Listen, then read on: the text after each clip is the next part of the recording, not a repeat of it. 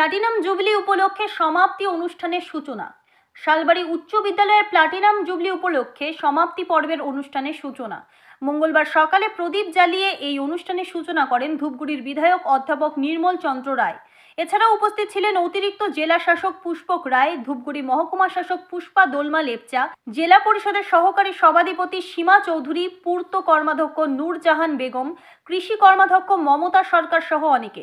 এরপর platinum jubilee উপলক্ষে বিদ্যালয়ের থিম সং নৃত্য পরিবেশন করেন শিল্পীরা। এরপর বিদ্যালয়ের প্রাক্তনীদের নিয়ে হয় প্রাক্তনী সমাবেশ। রাজ্য তথা দেশের বিভিন্ন প্রান্তে থাকা বিদ্যালয়ের প্রাক্তনীদের অনেকে উপস্থিত থেকে স্মৃতিচারণ করেন এবং সর্বোপরি বিদ্যালয়টি যাতে আগামী দিনে আরও এগিয়ে যায় সেই আশা ব্যক্ত করেন। এরপর স্থানীয় ও বহিরাগত শিল্পীদের নিয়ে সাংস্কৃতিক অনুষ্ঠানের আয়োজন করা হয়।